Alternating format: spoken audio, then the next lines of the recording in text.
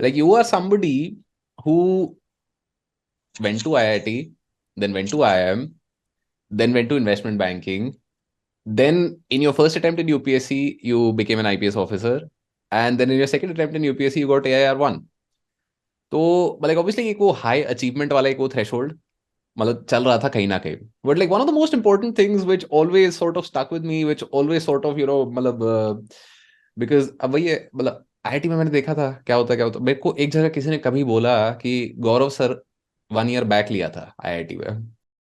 Hello everyone, welcome to the YouTube channel, and today we have with us Gaurav Agarwal sir, who was AIR 1 in the year 2013. तो जब मैंने अपनी UPSC की तैयारी करी थी तो लाइक ऐसा होता है ना कि भाई जिस भी साल तुम तैयारी करते हो शुरू, तो पिछले साल का जो टॉपर है जो रैंक 1 आता है, that person is sort of the person that you look up to. For me, that was Gaurav sir because I started preparing in 2014, and here we have them with us. Welcome to the channel, Gaurav sir. How are you Hi, doing? hi, I'm fine. Thank you, Abhijit. Good to So be. another big reason that I wanted to have him here was that Gaurav sir has recently published a book on Indian economy. And Gaurav sir, if you would please show me the cover and the kitab. Yeah, yeah. This is the book. So he has written this book on Indian economy, and given Gaurav sir ka impressive track record with UPSC civil services exam, I would highly recommend that you check it out. And sir, इसके बारे में थोड़ा जानना चाहूंगा मैं आपसे कि क्यों आपने इस मोमेंट पे ये किताब पब्लिश करी, या क्या लगा आपको कि भी क्या रिक्वायरमेंट है.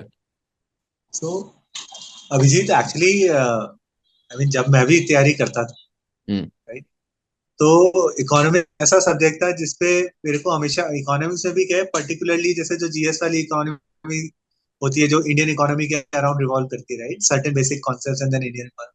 तो मेरे को हमेशा से ये लगता था यार कि there is no good textbook in it. जैसे आपकी हिस्ट्री अपन पढ़ते थे, हम्म. हिस्ट्री पढ़ते थे बिपिन चंद्र से हम लोग पढ़ते थे, राइट. और मेरा ऑप्शन भी था तो मैंने और भी किताबें पढ़ी थी. एक बैटल, वो from Plassey to partition classy to थी, पार्टीशन. बहुत शानदार बुक. देवर. I have it right here. But this was an awesome book. This oh was an या. Awesome book. तो मतलब ये जो राइट, हमें ज्योग्राफी के लिए गोशिलोंग होती थी वो पढ़ते थे, हम्म. एनसीईआरटी पढ़ते थे. पॉलिटी के लिए हम लोग जो है डीडी बासु पढ़ते थे, आजकल लक्ष्मीकांत ज्यादा चलती. So in these subject they was like pretty good, quite solid, text. Okay. And textbook वो होती है जो आपको सब्जेक्ट का जो कोर होता है, जो सब्जेक्ट के जो कोर कंसेप्ट होते हैं वो बहुत प्यार से समझाती है, and then takes you to the examination level.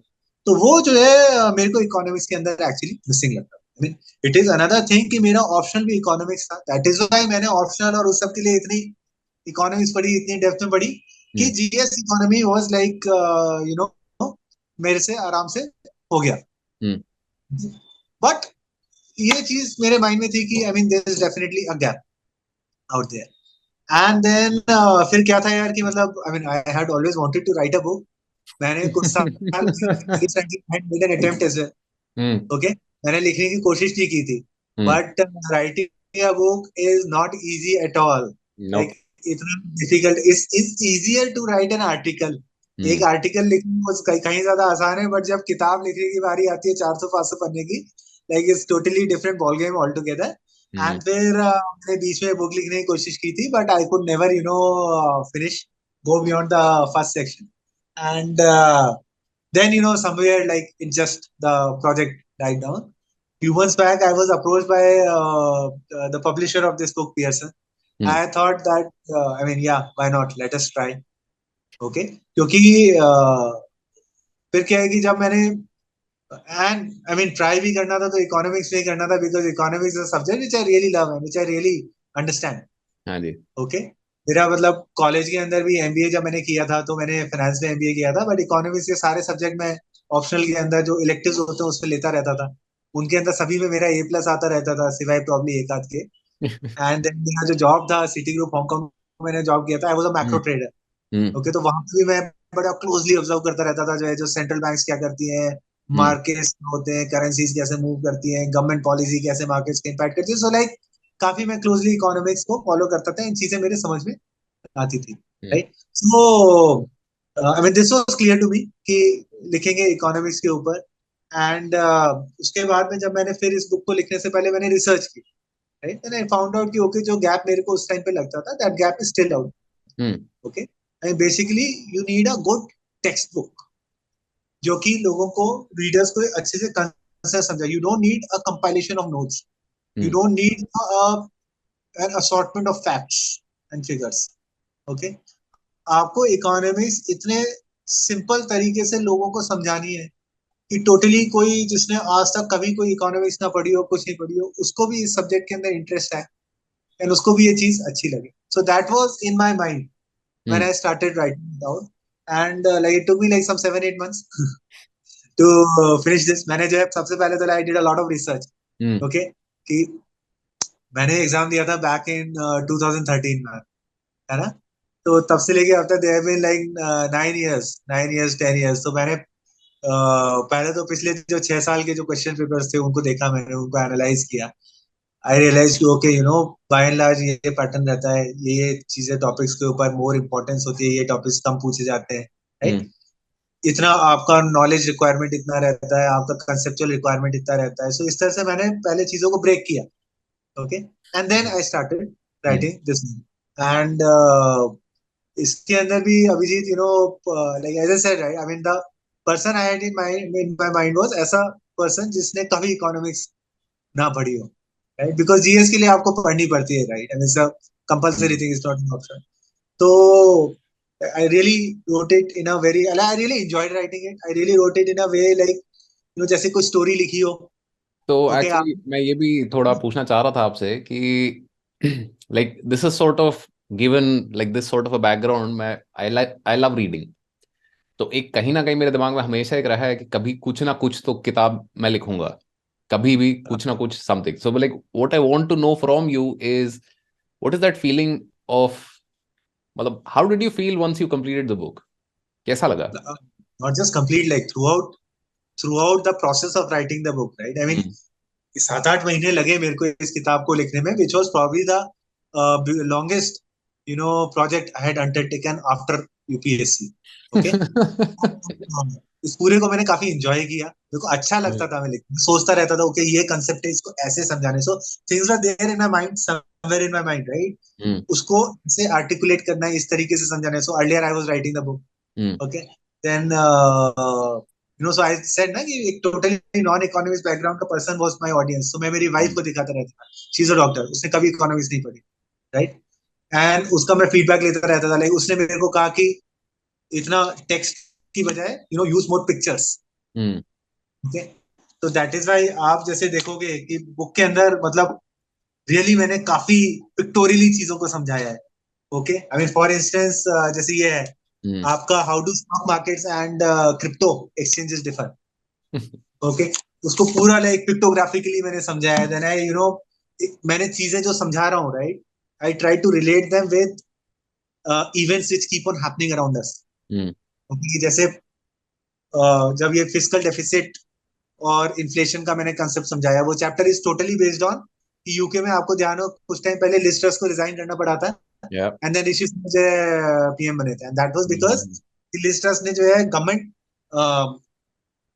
Like huge tax cuts कर दिए थे अनफंडेड, हम्म. जिसकी वजह से फिर जिसकी वजह से गवर्नमेंट बॉन्ड ऊपर चली गई थी, ब्रिटिश पाउंड टंबल कर रहा था. So I took that example and I explain the core economics, fundamental economics behind it, कि यार ये करने से आपका ये ऐसे हुआ, इस वजह से हुआ.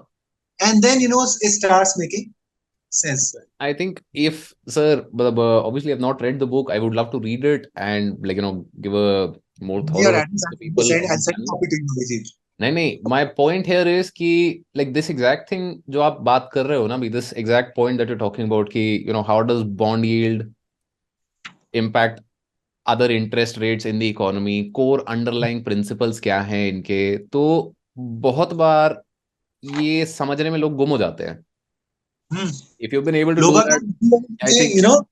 रटते हैं चीजों को, जहां जहां आप रटने की उसमें चले गए कि ओके ये इंटरेस्ट रेट बढ़ी तो ये होगा, तो ये होगा, तो ये होगा. यदि आप चीज को समझे बिना, मैकेनिज्म समझे बिना आप रटने लग गए, हमें सेम चीज केमिस्ट्री में होती है कि यदि आप वो केमिस्ट्री के कोर कंसेप्ट समझे बिना आप चीजों को रटने लग गए फॉर्मूलाज को, तो फिर आपको विल गेट नोवेयर. हमें अपने जो ह्यूमन माइंड होते हैं ना अभी जी, so human minds are never design to just cram up a lot of things. अपना इवोल्यूशन वैसे नहीं हुआ कि हम चीजों को बहुत सारा रट लें और फिर उलट दें, राइट। हम्म उसके लिए कंप्यूटर होता है, राइट, कि आप कंप्यूटर के अंदर कुछ भी आप स्टोर कर दो और फास्ट रिकॉल हो जाता है। हम्म ह्यूमन माइंड जो होते हैं अभी, वो होते हैं कि चीजों को समझें हम्म कि कैसे ये चीज कैसे होती है, वो चीज समझने में वी आर गुड एट, या जिसके लिए कंप्यूटर स्ट्रगल कर रहा था अभी तक, बट अब ये चैट जीपीटी और आई डोंट नो मैन कहाँ ये सारी की सारी चीजें जाएंगी।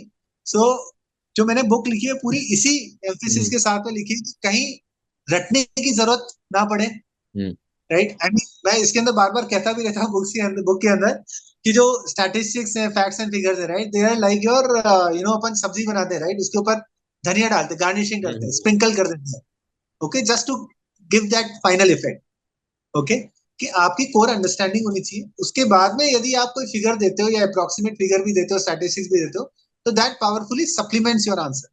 हम्म बट ऐसे उसके ट्रैप में नहीं फंसना चाहिए कि जस्ट मैं चीजें रटता रहूं कि ओके जीडीपी ग्रोथ यहाँ से यहाँ तक ये थी, फिर ये थी, फिर ये थी, फिर ये थी, इन्फ्लेशन ऐसा था, ऐसा था, ऐसा था।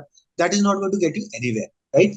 सो the first part of the book Abhijit is more about fundamental economics, कि आपका कि लेट्स से आपके स्टॉक मार्केट्स हैं, कंपनीज हम्म की अर्निंग्स ऊपर जाती हैं, अच्छी अर्निंग्स आती हैं, आपके जॉब अनएम्प्लॉयमेंट यदि आपका गिर रहा हो, राइट, तो स्टॉक मार्केट ऊपर जाएंगे, हम्म क्योंकि इकोनॉमी अच्छी कर रही है, कंपनीज के प्रॉफिट बढ़ेंगे, यू वुड एक्सपेक्ट कि स्टॉक मार्केट ऊपर जाएंगे। हम्म बट आप देखोगे रिसेंट पास्ट फ्यू मंथ्स के अंदर, जब जब ऐसा होना था कि जॉब डेटा बेटर हो रहा था, स्टॉक मार्केट गिर रहे थे। Hmm now it is important for you to understand कि ऐसा क्यों हो रहा है, ओके, कि बिकॉज फेड ने कोविड के टाइम पे इतने जो है पैसे छापे थे, जिसकी वजह से एसेट बबल आया, सारी की सारी चीजें आपकी जो है प्राइसेस ऊपर चली गई एसेट्स की।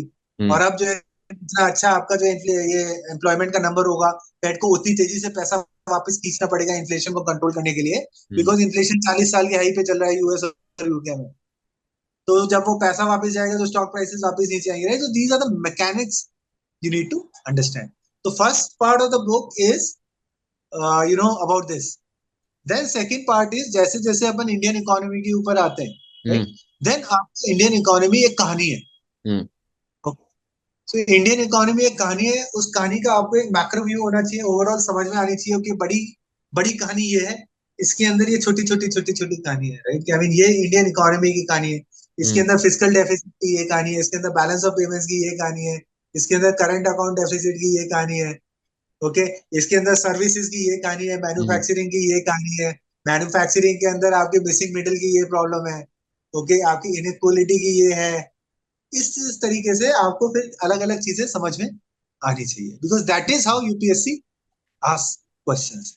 And so I am I think आपने लाइक जितनी क्लैरिटी से मतलब कि टॉप डाउन ब्रेक किया है इसको उतनी ही एक बार किसी को क्लैरिटी आ जाए, मैं ये भी नहीं बोलता कि आपको सारे कॉन्सेप्ट पता चल रहे हैं, बस एटलीस्ट मतलब कि you have that top down view, तो तुम्हारा आधी दिक्कत वहीं रिजॉल्व हो जाती है। बट दिक्कत ये आती है that people look at economics and there just like कि अरे ये तो फॉर्मूला आ गया, अरे इसका ये नंबर रटना पड़ जाएगा, अरे ये हो जाएगा वो हो जाएगा, and then obviously it becomes a very boring subject, क्योंकि जहां पे भी आपको जितना रटने वाला कंटेंट बढ़ जाएगा तो मतलब वो अब नेचुरली जैसे इंटरेस्ट ड्राइज आउट।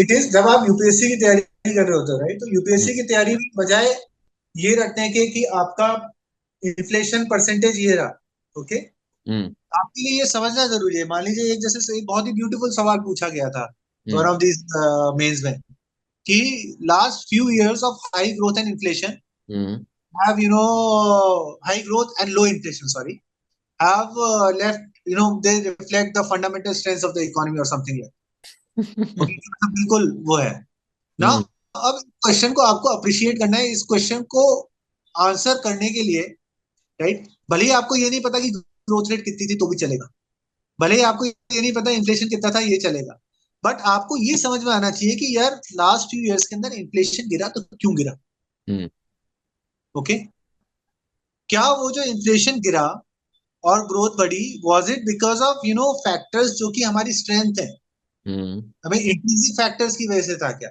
क्या वो डेमोग्राफिक डिविडेंड की वजह से था क्या, क्या वो हमारे स्ट्रक्चरल रिफॉर्म्स की वजह से था क्या, क्या वो हमारी डी बॉटलनेकिंग ऑफ इकोनॉमी या ऑल दीज थिंग्स की वजह से था क्या, या फिर वो एक्सटर्नल फैक्टर्स की वजह से था, कि प्रॉब्ली क्रूड ऑयल के जो है दाम आपके 2.5 साल के अंदर बिगेस्ट ड्रॉप जो है हम्म हुई थी उस टाइम पे, ओके, एंड जो आपकी फूड प्राइसेस के अंदर similarly commodity prices, food prices आपकी ड्रॉप रही थी काफी टाइम तक, हम्म एंड ये एक्सटर्नल फैक्टर्स आपके रिवर्स होंगे, जैसे ही वो प्राइसेस ऊपर जाएंगे अगेन आपका इन्फ्लेशन ऊपर हो जाएगा, which is probably actually what we saw post covid. Post covid आप जैसे ही रशिया यूक्रेन वॉर हुआ, आपकी एनर्जी प्राइसेस ऊपर चली गई। Okay, because Russia is a major supplier of oil and gas, and आपकी जो है फूड प्राइसेस ऊपर चली गई, because Ukraine and Russia again are major suppliers of Yeah. Wheat. Okay, तो जैसे ही वो ऊपर गई आप देखेंगे कि ओके यूके, यूएस, सारी developed economies as well as India, सब में इन्फ्लेशन आपका ऊपर चला गया कर रहा है। इन पास्ट फ्यू मंथ्स, जब आरबीआई वापस उसको कंट्रोल के अंदर लेके आई है। ओके, देन सिमिलरली ये आपको समझने की जरूरत है कि आरबीआई का ट्रैक रिकॉर्ड कैसा है इन्फ्लेशन कंट्रोल करने में। Is it bad, is it तो गुड? आई मीन सर दीस अब वही वाली चीज है, जैसे देखो आर आप इतना एफर्टलेसली एक पॉइंट से दूसरे पे जंप कर रहे हो कि मतलब this is what is daunting to a lot of people, what have realised over time कि लाइक जैसे जब मैं जस्ट मेंस दे के निकला था, just like I started out on YouTube, तो I think I used to be like in a similar vein कि मैं बहुत हाई लेवल पे कॉन्सेप्ट को ब्रेक करके और फिर मैं कहा my job here is done, I am out. But then slowly I started realizing कि what happens is sometimes people are so concerned about economics or so afraid of economics for this very reason. क्योंकि आपने देखा, मतलब अगर 5 minute पिछला हम recap करें, we've talked about food prices in Ukraine, we've talked about like energy prices, we've talked about inflation in India with the core strengths of the economy. मतलब क्या छोड़ दिया.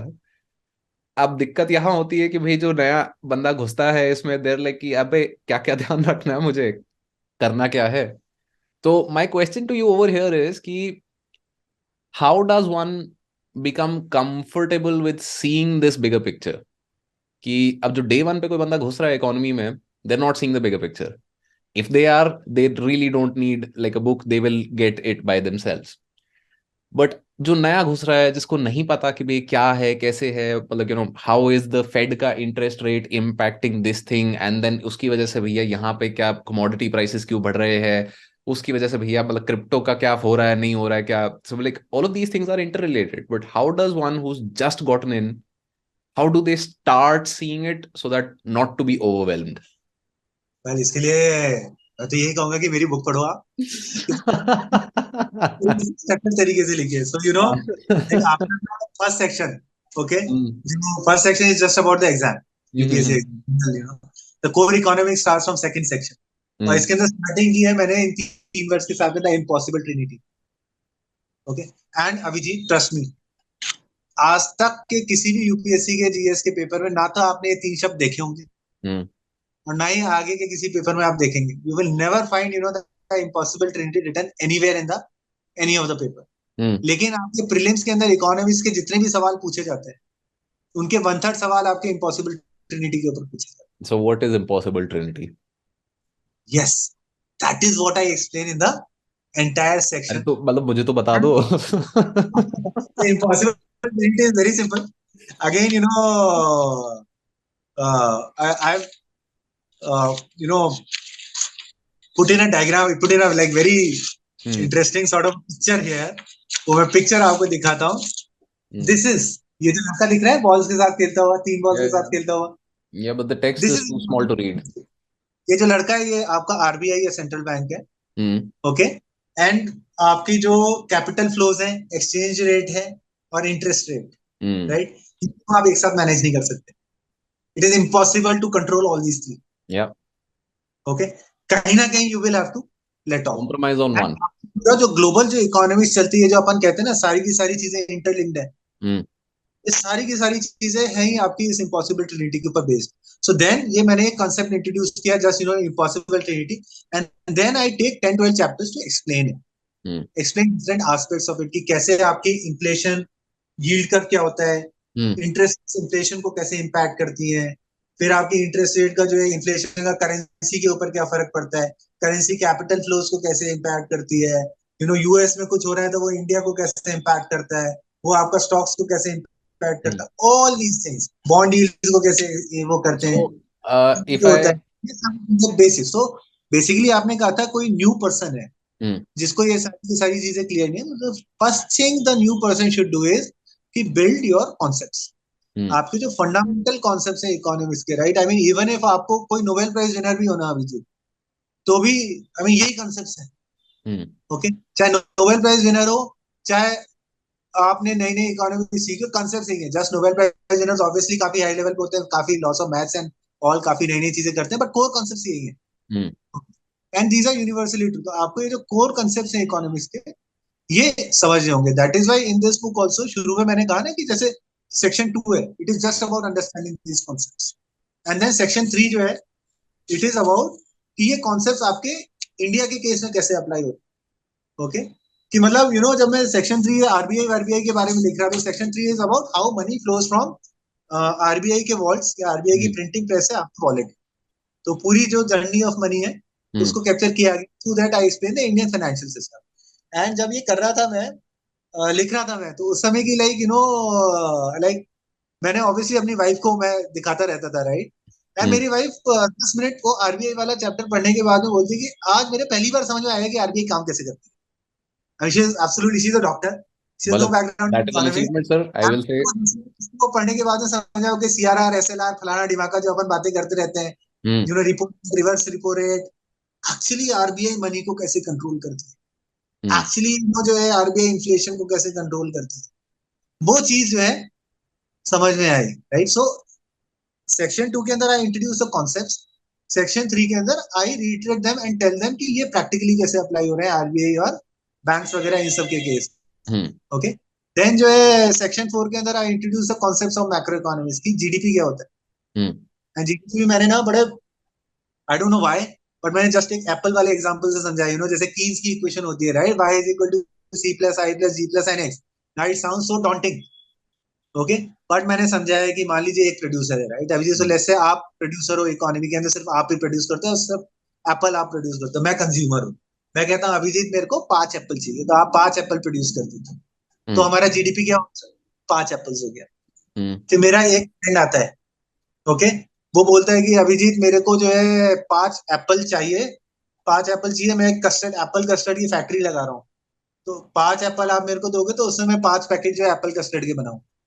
तो अब आप क्या है, आप 10 एप्पल प्रोड्यूस करोगे, ओके, 5 मेरे को देने के लिए, 5 मेरे फ्रेंड को देने के लिए। तो अब जीडीपी क्या हुआ, 10 एप्पल नहीं हुआ, 5 एप्पल जो मैं आपके फाइनली कंज्यूम कर रहा हूँ, हम्म प्लस आपने जो 5 एप्पल उसको दिए, वो सिर्फ इंटरमीडिएट प्रोडक्ट है।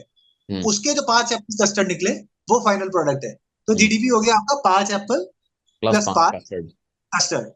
फिर आता है आपका एक्सपोर्ट। अब हम्म तीसरा मेरा फ्रेंड आता है, बोलता है अभिजीत मेरे को 5 एप्पल और दो, मेरे को एक्सपोर्ट करने ताइवान को। हम्म तो आपका जीडीपी, आपने 5 एप्पल और प्रोड्यूस कर दिए, तो आपका जीडीपी क्या होगा, 10 एप्पल प्लस 5 के एप्पल कस्टर्ड। हम्म फिर सरकार आती है और सरकार बोलती है कि अभिजीत मेरे को 5 एप्पल चाहिए, मेरे को एक एप्पल डिस्ट्रीब्यूशन स्कीम रन करनी है, हम्म तो वो जो है मेरे को एप्पल बांटने हैं। हम्म तो फिर आप 5 एप्पल वहां प्रोड्यूस करोगे, तो हम्म आपका जीडीपी हो जाएगा 15 Apple plus 5 5 Apple custard. Custard. This is how I explain. जो कीज ने जो बातें समझाई थी, उस तरह की चीजों को बड़े सिंपल तरीके से, दिस इज हाउ पहले मैं एक्सप्लेन करता हूँ सेक्शन 4 के अंदर, फिर सेक्शन 5 के अंदर जो है इंडियन इकोनॉमी के अंदर एक्चुअली वो चीजें कैसे अप्लाई, राइट, वो चीजें अपन टेकअप करना वो चालू करता हूँ। और फिर जो है सेक्शन 6 के अंदर I talk about inclusive growth, poverty, inequality, right, की राइज इनकम्स। जैसे अब क्वेश्चंस इस तरह से आते हैं यूपीएससी के अंदर, and the thing is I start from zero in this book, and उसको पूरे यूपीएससी लेवल तक ले जाता है, बिकॉज जो मैं ना चीजें समझाता ही क्वेश्चंस के थ्रू हूँ। हम्म इट्स नॉट कि मैंने लास्ट में क्वेश्चन आंसर्स का वो सेक्शन दे रखा है कि साहब ऐसे है। Hmm question are a part of the text, कि कोई कॉन्सेप्ट समझाना है तो उससे रिलेटेड क्वेश्चन में बीच में पूछता है, and then I construct the answer, I explain the concept behind it, and इस तरीके से ये करता हूँ। So that is the entire approach of the book. And final section is on agriculture and PDS, food hmm processing. और अभी तो currently I am in agriculture only. तो जो चीजें मैंने बुक में लिखी थी अब वो सारी स्कीमें मैं इम्प्लीमेंट कर रहा हूँ यहाँ पर। तो सर, मतलब exactly this brings us to a very important point of conversation here also कि मतलब एक तो I think I should have introduced you in the beginning. I think इस चीज को हम थोड़ा कट करके आगे शिफ्ट कर सकते हैं that like you are somebody who went to IIT, then went to IIM, then went to investment banking. Then, in your first attempt in UPSC, you became an IPS officer. And then, in your second attempt in UPSC, you got AIR 1. तो like obviously एक वो high achievement वाला एक वो threshold मतलब चल रहा था कहीं ना कहीं. But like one of the most important things which always sort of stuck with me, which always sort of मतलब बिकॉज अब वही है, मतलब आईआईटी में मैंने देखा था क्या होता मेरे को एक जगह किसी ने कभी बोला कि गौरव सर 1 ईयर बैक लिया था आईआईटी में. 6 महीने।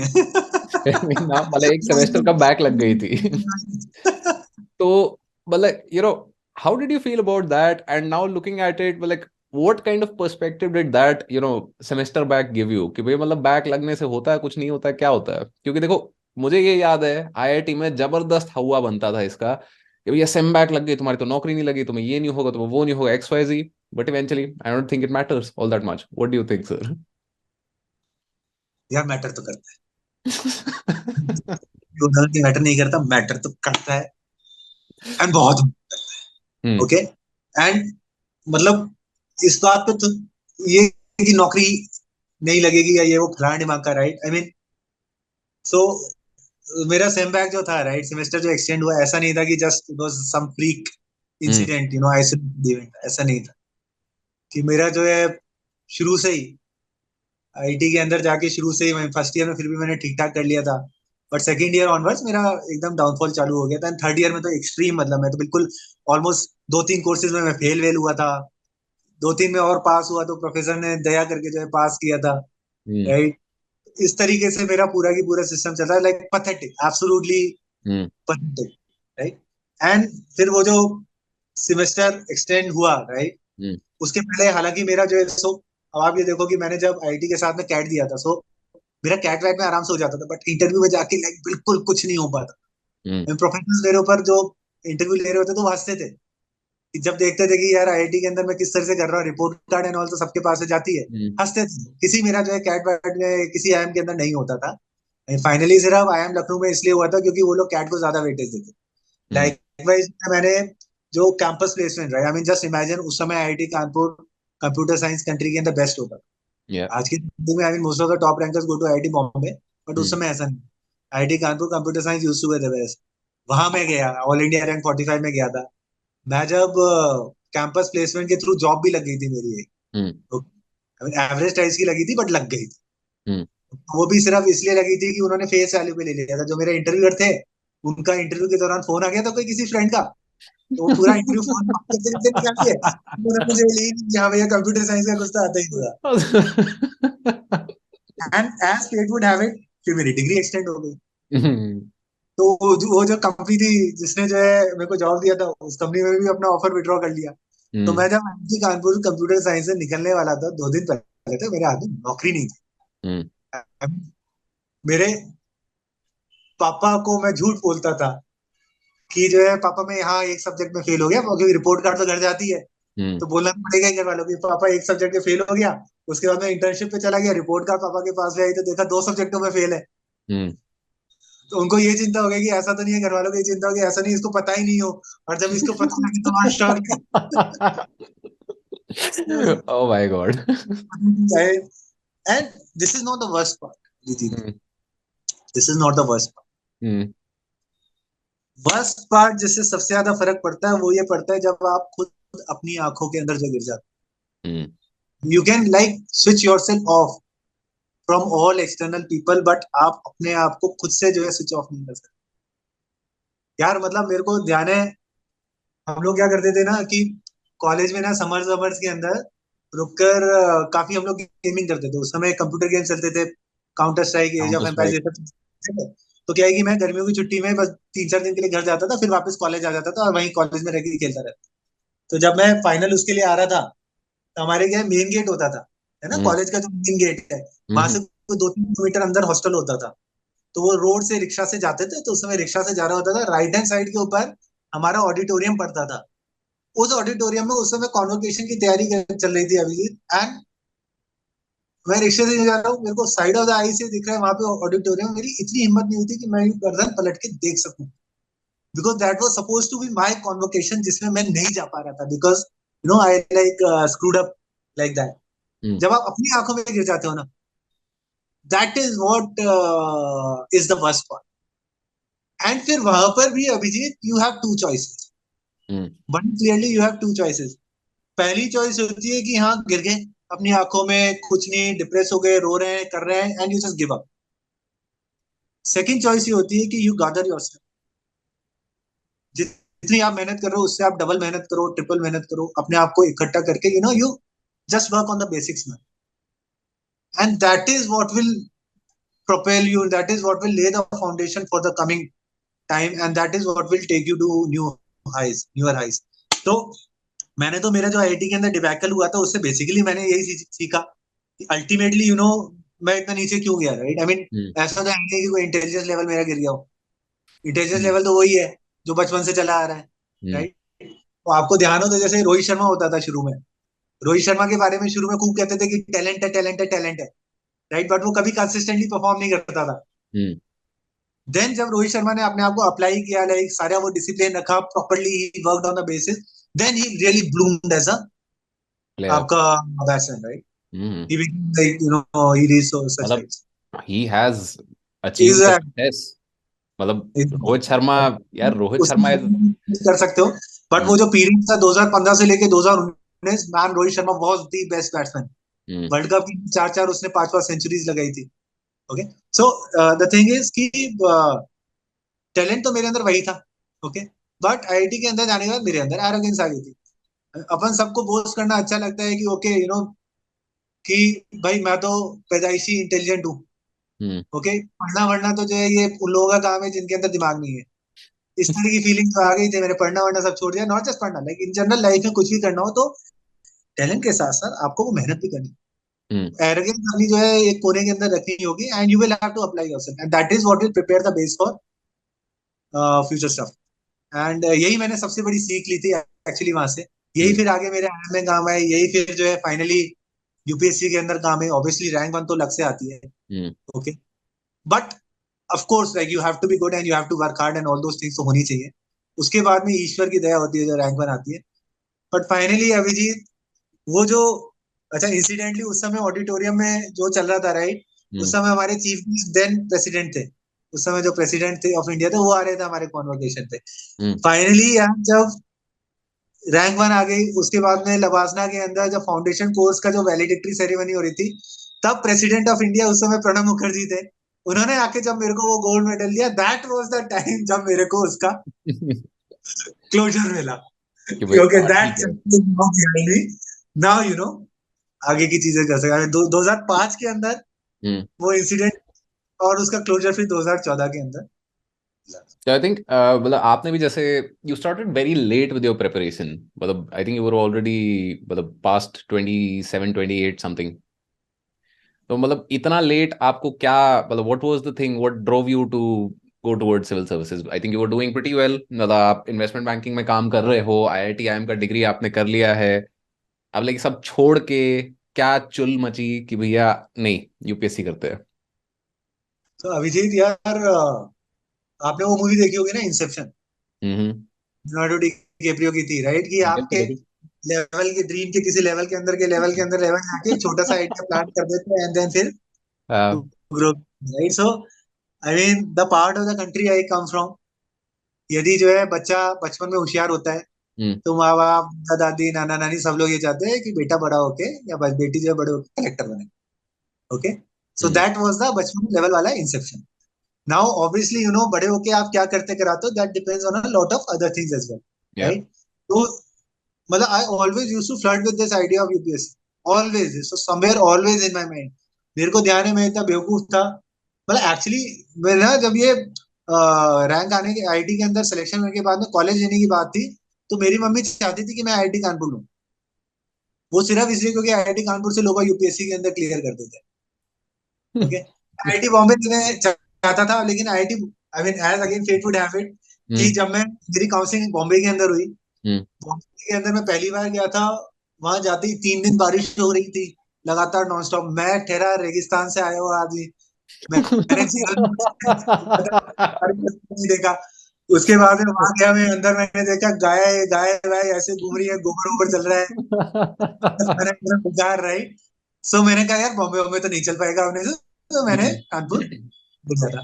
फिर रैगिंग के अंदर भी जो है, जब जो फर्स्ट ईयर वाले थे वो सारे हॉल वन के अंदर रहते थे, तो वहां गया था, तो वहां मैं लोगों से पूछ रहा था कि आज ये यूपीएससी यूपीएससी की तैयारी कैसे करते हैं, यूपीएससी की तैयारी कैसे, I was that naive and all. Okay, so that thing was always in me. Okay, now मैं आईआईटी से निकलते ही करता तैयारी, लेकिन आईआईटी के अंदर मेरी हालत इतनी खराब हो गई थी, हम्म डिग्री मेरी एक्सटेंडेड थी, फेल होता रहता था, कहाँ मैं यूपीएससी के बारे में सोच सकता था. Hmm I was killing my. That's why I did not, and I took the path which was easier for me, कि मेरे से कैट वेट आराम से निकल जाता था, वो करके आईएम के अंदर आ गया. Right. So, hello everyone, and welcome to the YouTube channel. We have with us Gaurav Agarwal sir today, who was AIR 1 in the year 2013. Now, before we start this session, there is a very short clarification that we want to give you over here. कि this session was recorded over two sittings. क्योंकि गौरव sir को बीच में मतलब since he is a serving IAS officer, he had to leave in the first session. तो जो second session है उसमें ये जो गेटअप है, my black T shirt and sir का cricket kit, this is what you will get to see. And जो original session है, in that sir will be sitting in his office and I will be in a different colour T shirt. तो this session overall will be a combination of these two sessions, so please do not mind that, because sir के साथ जो conversation रहा है, that has been very interesting, and I hope you will learn something or the other from it, irrespective of आप कौन से stage of the examination पे अभी हो. Right, so welcome again sir, and कैसे हैं आप? हाय. अच्छा अभी. तो sir, picking up from where we left off, you were telling us about कि भाई आपने जब आईआईटी कानपुर ज्वाइन किया तो your parents were always of the opinion, या पर्टिकुलरली योर मदर, कि भाई आपको कानपुर जाना चाहिए. एंड देन आप बॉम्बे में जब शुरू में गए तो भाई वहां पे भी थोड़ा बारिश वारिश ज्यादा हो गई थी, तो लगे हाँ भाई ठीक है, कानपुर ही सही है. तो सर वहां से एंड देन यूपीएससी का जब, because it took you some time, आपने आईआईटी किया, आपने आईआईटी के बाद आईएम किया, आईएम के बाद आप इन्वेस्टमेंट बैंकिंग में रहे, हांगकांग में रहे. तो this was also one of the things that I wanted to ask you कि यार इतना सब दुनिया देखने के बाद, मतलब ऐसा नहीं है कि कम देखी आपने आपने दुनिया में जो देखने को मिल रहा था वो आईआईटी आईएम टैग के बाद वो देखा आपने. उसके बाद क्या चुल हुई कि वापस आए? तो अभिजीत, मैंने आपको बताया ना कि इनिशियल अपब्रिंगिंग जो होती है, अपब्रिंगिंग के अंदर ही कहीं ना कहीं इस तरह से था कि आईएएस में आना चाहिए. हम्म बट अभी इसके बाद में आप ये देखो कि द नेचुरल टाइम जो होता है जब मैं प्रिपेयर करता है इसके लिए, वुड हैव बीन जब आईआईटी से पास आउट हुआ. हम्म तभी फिर लोबान जो है जनरली अपना दैट इज द टाइम. तैयारी करते हैं, पढ़ाई करते हैं. मेरे कई सारे दोस्त भी जो उस टाइम पे राजेंद्र नगर हम्म के अंदर. बट यार उसमें मेरी जो कंडीशन थी, उसमें मेरी कंडीशन ऐसी थी नहीं कि I would have dared even dared to like appear for this exam. IT के अंदर मैं फेल वेल होता रहता था, मेरी डिग्री एक्सटेंड हो गई थी, कई सारे हम्म सब्जेक्ट में फेल होता था, कई में लाइक बेयरली पास होता था, वो भी इसलिए प्रोफेसर दया कर देते थे. ओके, तो मतलब मेरी जो है, जब मैं निकला था मेरे हाथ में कोई जॉब नहीं था, जिस कंपनी में जॉब लगा था वो भी डिग्री एक्सटेंड हो गई थी, तो उन्होंने भी छीन लिया था. हम्म तो इस तरह की जब सिचुएशन थी, राइट, तो उस समय सवाल ही नहीं उठता था कि मैं आईएएस की तैयारी करने की सोचता था. हम्म तो बट लाइक एमबीए की तैयारी क्यों सोचा फिर आपने? नहीं, तो एमबीए की मैंने एक्चुअली एमबीए की तैयारी वैसी नहीं की, राइट. तो क्या होता है यार कि there are like two three kind of people. Hmm एक वो लोग होते हैं जिनसे कैट बड़े आराम से निकल जाएगा, हम्म छोटे छोटे कैट निकल जाएगा, ओके, एंड फिर वो जीडीपीआई टाइप से फंसते हैं जाके. हम्म तो मैं उस कैटेगरी को बिलोंग करता था, कैट मेरे से आराम से निकल जाता था. मैंने कभी जो है कैट की तैयारी नहीं की. ओके, इनफैक्ट जो है दिल्ली में उस टाइम पे मैं ये आईबीएम रिसर्च लैब है आईटी दिल्ली हाँ के जी. अंदर, वहाँ उसमें मैं जॉब करता था. एंड मैं, मेरी मौसी दिल्ली में रहती है, उनके घर पे रुका हुआ था. तो मौसी मेरी जो है हमेशा कहती रहती थी कि तू जो है इसकी तैयारी नहीं कर रहा, कैट की तैयारी नहीं कर रहा, मतलब, और ये इसकी हम्म इंटरव्यू वगैरह की तैयारी नहीं कर रहा. ओके, तो फिर मैंने मौसी को दिखाने के लिए वहाँ पे सीपी के अंदर करियर ओ लॉन्चर यस, होता था. Career career launcher launcher, time दो तीन ये रहते हैं. हाँ. तो करियर लॉन्चर की जो है मैंने फीस जमा करा दी थी, 4,500 रुपए की उस टाइम पे, और हम्म उसकी रसीद लाके मौसी को दिखा दी थी. और उसके बाद में मैं फिर घर जो है 2-3 घंटे बाद में आराम से, मैंने बताया ना मेरे राजेंद्र नगर में दोस्त वोस्त हुआ करते थे, ये जो हम्म आईएएस की तैयारी करते थे, तो उनके साथ घूम फिर के फिर मैं घर जाता था. तो फिर ये था कि हाँ, मतलब तैयारी भी चालू कर दी. But actually I never like really prepare for it it's just कि एप्टीट्यूड मेरा उस तरीके का था कि वो हो गया। हो गया। उसके बाद फिर मेरे कैट की कॉल तो आ जाती थी, कैट क्लियर हो जाता था, हम्म। एंड की कॉल आ जाती थी, बट फिर उसके बाद मैं कभी कन्वर्ट नहीं कर पाता था हम्म। दस रुपए के। पहले साल में मेरे जो है 4 कॉल, 4 या 5 कॉल आई थी, हम्म। 5 कॉल आई थी सर। मैं बैंगलोर को छोड़ के बाकी सारी कॉल आई थी, फिर पहले साल में 2 कॉल आई थी, दूसरे साल में 5 कॉल आई थी, टोटल मैंने 7 IIM के इंटरव्यू दिए थे, है ना? और उस टाइम पे IIMs होते 6 थे, हम्म। आज की तरह इतने सारे नहीं होते थे। तो उसमें भी लाइक मेरा किसी में नहीं होता। लखनऊ में भी मेरा सिलेक्शन जस्ट इसीलिए हुआ क्योंकि वो लोग उसको कम वेटेज देते थे इंटरव्यू को, हम्म। वो लोग कैट को ज्यादा वेटेज देते थे। दैट इज हाउ मेरा जो है आई एम लखनऊ के लखनऊ में अंदर हो गया। हो गया था।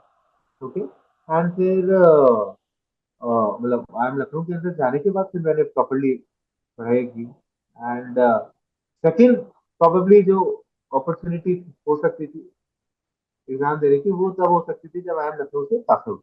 हम्म। ओके, बट उस समय मेरा क्या है कि ऑलरेडी हांगकांग से जॉब ऑफर आ गया आ था, गया था। जो कि सिटी ग्रुप में की थी।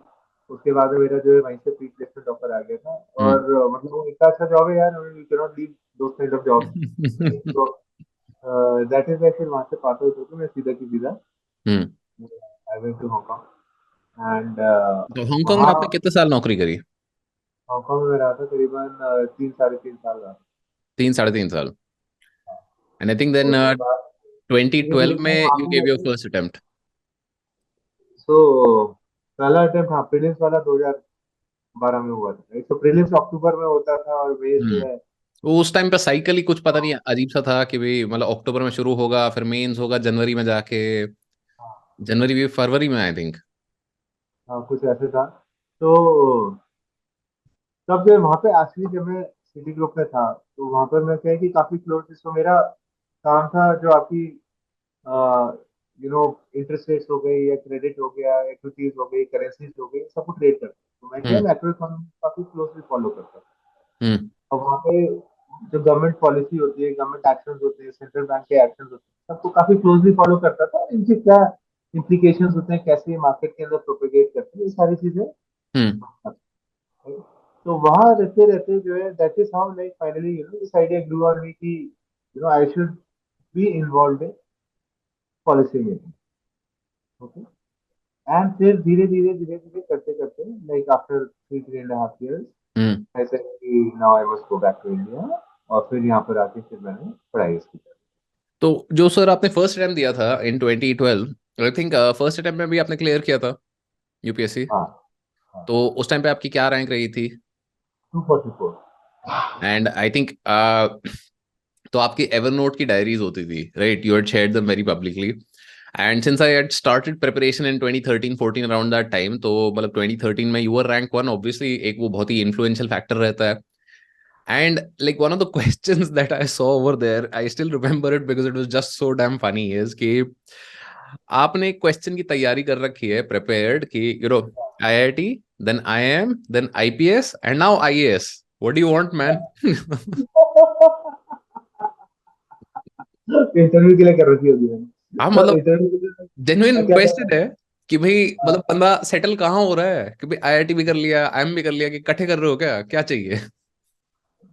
देखो actually like I told you right, I mean देखो इंजीनियरिंग तो डिफॉल्ट होती है, या। तो आप बच्चे होते हो, ज्यादा कुछ समझ वमझ नहीं होती है, that is more guided by the parents. और उसके बाद में I told you right, I mean मेरी सिचुएशन ऐसी नहीं थी कि उस टाइम पे मेरे अंदर इतनी हिम्मत नहीं थी कि मैं ऐसे एग्जाम दे पाता। हम्म। तो करियर जहाँ जहाँ लेता चला गया राइट, वहां वहां मैं बहता चला गया। तो ये जैसे इसमें एक मेरा परसेप्शन था कि like this was something that I was just talking about with a couple of friends recently, कि भारत देश में इंजीनियर होते हैं ना, और पर्टिकुलरली आईआईटी के इंजीनियर जो होते हैं, वो ये नहीं देखते कि भैया मतलब करना क्या है। वो देखते हैं एग्जाम है, निकल सकता है कि नहीं निकल सकता है, और जी निकल सकता है तो दे दो, उसके बाद देखेंगे क्या होगा। क्योंकि genuinely the same thing that you talking about IIM वाले केस में, तो मैंने भी दिया था ऐसे ही। मतलब 2014 में आई ग्रेजुएटेड, मैं दे दिए। अब लाइक उस साल नहीं हुआ, कोई बात नहीं, कोई दिक्कत नहीं, अगले साल फिर से एक बार ऐसा चलते चलते दे दिए, चलते चलते दे दिए भाई। आई एम कैलकाटा, लाइक कई सारे हो गए अब ये। तो अब फिर सवाल आ गया कि भाई जाना है कि नहीं जाना है. I chose to drop out eventually, but like वही था कि मेरे को कोई इंक्लिनेशन नहीं था देने का, बट जस्ट लाइक एग्जाम है, पता है मैं निकाल सकता हूँ, दे दो. तो मतलब यूपीएससी आपने दे दिया, निकाल लिया. अब क्या चल रहा था दिमाग में, जब एक बारी आपकी रैंक आ गई है, you gotten a good job, मतलब IPS is a good job, right? It's a very good job, it's a very then good job. What was the thing that was driving you for like another attempt? IPS मतलब is a very personal thing. I mean मैं कभी IPS बनने के लिए थोड़ा आया हम्म. था, Hong Kong से जो आया तो आईएएस बनने के लिए, right? बात सही है. मतलब देखो, in the end everybody chooses to give another attempt till the time there an IPS, IRS, कई सारी, मतलब there are very good jobs in UPSC. But in the end एक वो जो अट्रैक्शन होता है वो आईएएस का ही रहता है. तो everybody tries again so long as they can. हाँ, तो आपने भी अटेम्प्ट किया. तो जब आपने 2013 का आपका अटेम्प्ट दिया वेर यू गॉट AIR 1, तो what was it that was different from your preparation in the previous year? It was very different. तो प्रीवियस ईयर में मतलब ऐसा नहीं है कि प्रीवियस ईयर के अंदर ना मेरी कोई प्रिपरेशन खराब हो। हम्म. मेरी प्रिपरेशन तो प्रीवियस ईयर में भी काफी सॉलिड, हम्म. बट रैंक मेरी थोड़ी पीछे रह गई थी, which I eventually realized was because कि मेरे आंसर राइटिंग के अंदर प्रॉब्लम थी। Hmm. Okay, I was writing answers like an engineer, hmm. जबकि वैसे आपको आंसर्स नहीं लिखने होते। ओके, तो that was my problem. And फिर सेकंड अटेम्प्ट में मैंने लाइक एक्चुअली अभी सेकंड अटेम्प्ट में मैंने प्रिपरेशन के ऊपर इतना फोकस नहीं किया था। ऑब्वियसली हम्म. लाइक जो पिछली बार की चीजें थी उनको अपडेट करना हो गया, या जो नए आपकी चीजें होंगी उनको फॉलो करना हो गया, हम्म. बट प्रिपरेशन के ऊपर फोकस नहीं किया था। मैंने आंसर राइटिंग के ऊपर फोकस किया। और आंसर राइटिंग के ऊपर भी मैं आपको बताऊं कि मैंने जैसे दो दो टेस्ट सीरीज ज्वाइन की थी। हम्म. एक मैं एक्चुअल मेंस का एग्जाम लिखने से पहले लाइक कम से कम आई थिंक 30-35 टाइम्स में मॉक पेपर देकर गया। तो पूरे टाइम जो है उस पूरी प्रिपरेशन के दौरान, right, so hmm. Previous result I think June one में आ गया था, एंड ये एग्जाम जो है दिसंबर में था। तो ये 4-5 महीनों के अंदर पूरे टाइम मैं सिर्फ जो है बैठ के मेनली ये आंसर्स टेस्ट लिख रहे सीरीज थे. का करता रहता था। And I always used to take external feedback. हम्म. वेब सीरीज वालों का फीडबैक मिलता ही था, उसके अलावा और भी लोगों का मैं फीडबैक लेता रहता था। दैट इज हाउ धीरे धीरे आंसर राइटिंग इंप्रूव हुई, hmm. And this is what showed up in the result. So इसके अंदर यही है कि like actually I mean this I also see around कि यार ये एक ये बड़ी मिस्टेक जो लोग करते हैं while repeating is that simply उन्होंने पिछली बार जो किया था उसको रिपीट करते हैं। हम्म. Don't change their approach, change They stuff, don't right? update, they don't improve. तो आपका ऑब्वियसली पिछली बार कुछ ना कुछ तो गलती थी, हम्म. तभी you didn't get what you wanted, right? So इस बार आप यदि जो है वही की वही चीजें रिपीट करोगे तो there's a fair bit of probability कि आप उसी के आसपास रहोगे। Yeah. So actually, like whenever you are preparing again, you should like really take a very hard look and you should see कि कहाँ आपकी कमजोरी थी, कहाँ आपकी प्रॉब्लम थी, and then you should work on those problem areas. And this actually like is not easy. It It's not. requires a great deal of courage क्योंकि like अपन लोगों को जो वो होता है ना like innate human nature जो होता है वो होता है कि अपनी कमजोरी तो अपन कभी recognize करते ही नहीं है। हम्म. So like first of all, there is a feeling of negation कि नहीं ये तो पॉसिबल ही नहीं है, राइट, कि मैंने तो अच्छा ही किया था। फिर हम्म. आप जो है उस चीज को आप एक्सटर्नल फैक्टर्स के ऊपर एट्रीब्यूट करते हो कि जो एग्जाम चेक करने वाले को जो है मेरे आंसर जो चेक कर रहा था उसको जो है नहीं आती थी चीज, वो बेवकूफ था या कुछ इस तरह की चीजें, राइट। आई मीन आप हमेशा जो है हम्म. जो It's easy जो to blame फेलियर होता है others. आपका It is very easy to blame failure others होता है, for. realize नहीं करते हो, आप उसको एक्सटर्नल फैक्टर्स पे एट्रीब्यूट करने की कोशिश करते हम्म. हो। एंड देन फिर बट लाइक एक्चुअली यही करेज होती है कि आप यही ह्यूमिलिटी होती है कि आप जो है रियलाइज करो कि नहीं बहुत गलती मेरी थी एंड ये गलती थी मेरी एक्चुअली, उसको like you have to be very bold enough to accept it in public, and then आप जो है उसके ऊपर वर्क करो।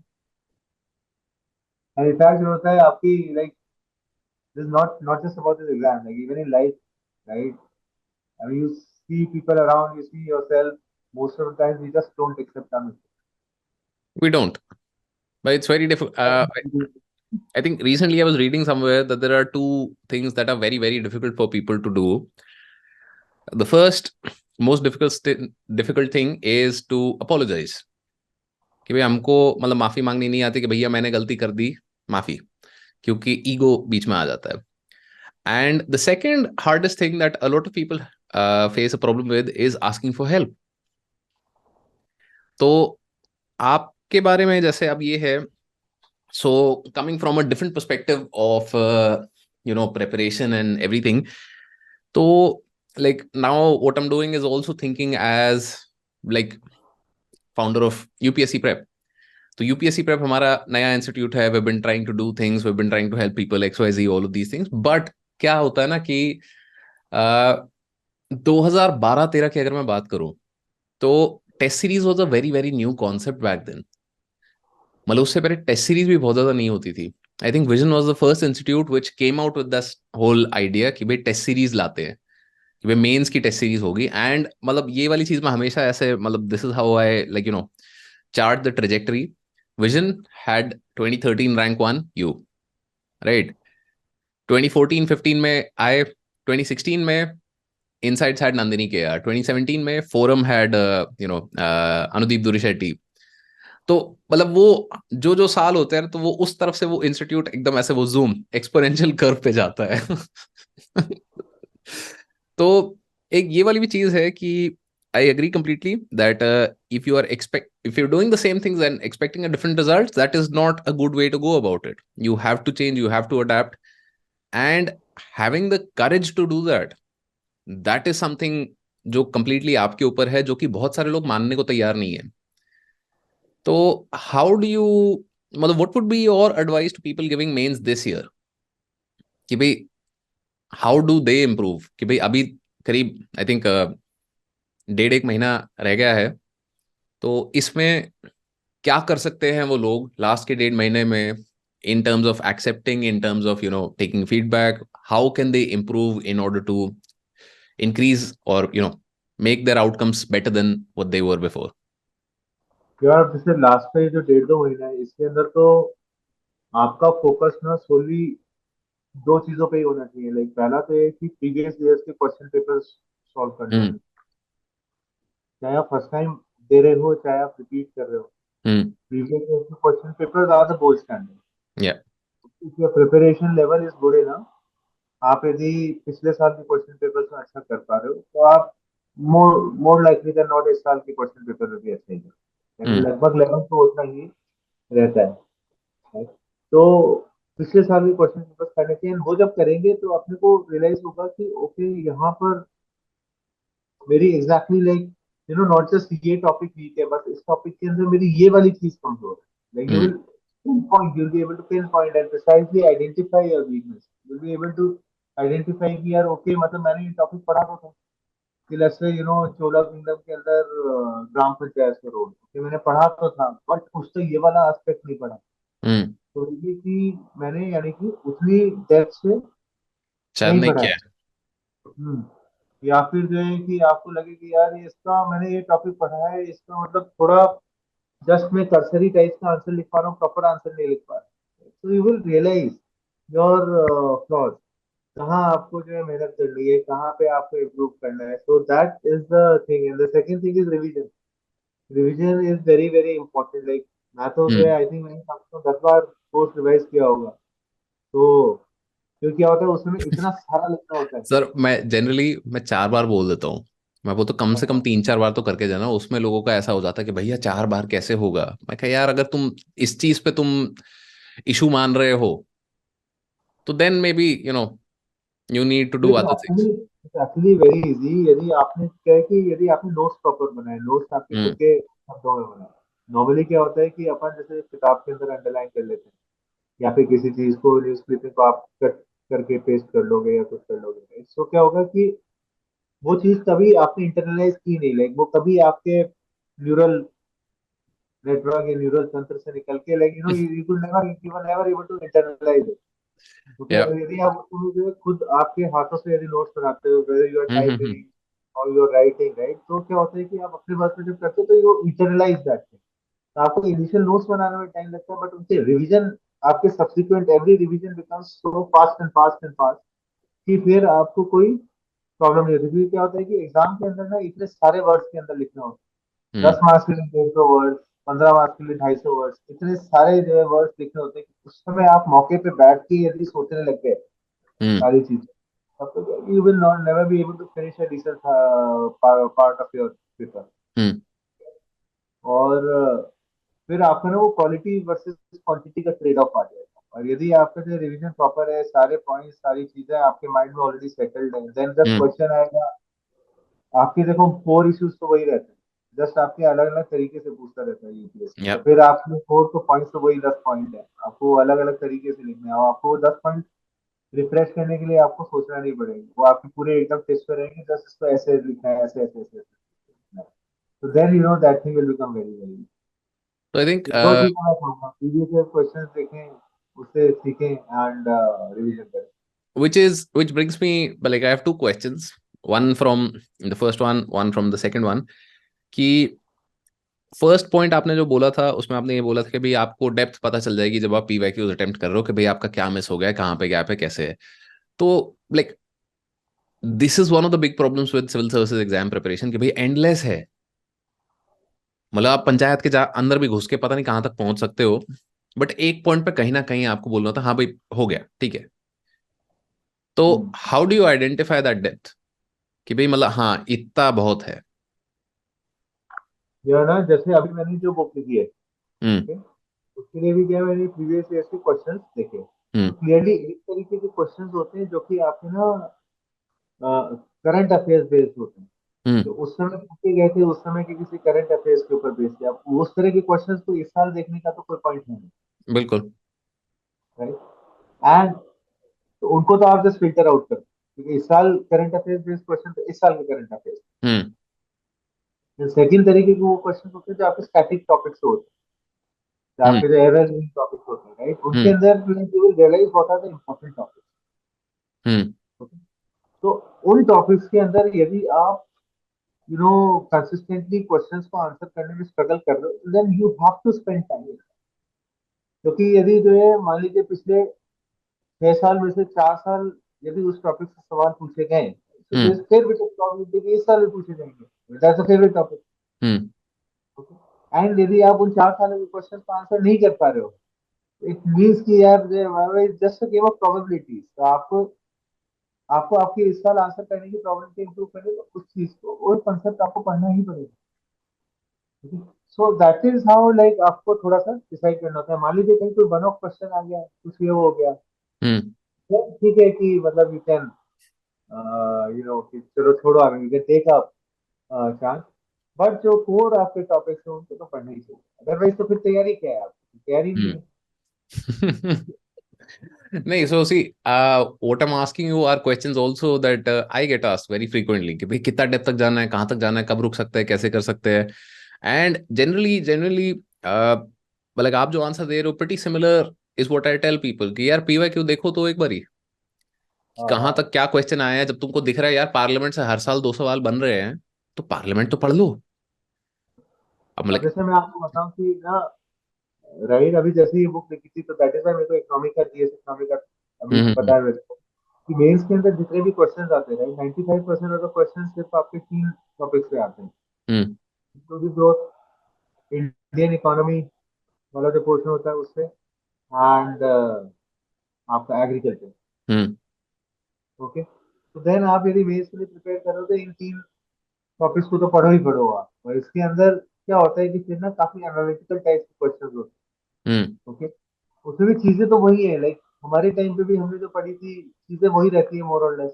हम्म थोड़ा बहुत अपडेट होता है, आपके कोर पॉइंट्स तो आपके वही की वही रहते हैं। जैसे फॉर इंस्टेंस मान लो आपका ये है, राइट, कि हम्म जो आपका मोनोकल्चर होता है, राइस या वीट मोनोकल्चर, उसकी वजह से या इकोनॉमिक पॉलिसीज की वजह से आपका एनवायरनमेंट के ऊपर क्या फर्क पड़ता है। या ओके, सॉइल हेल्थ के ऊपर क्या फर्क पड़ता है यार। अब ये चीज तो ये भी हम ये हमारे टाइम से चल रही थी, उसके भी जो है 10 साल 15 साल पहले मतलब से आई चल थिंक रही थी। 80 से चल रही है ये तो, जब से ग्रीन रेवोल्यूशन आया तब से वीट का मोनोकल्चर चल ही रहा है।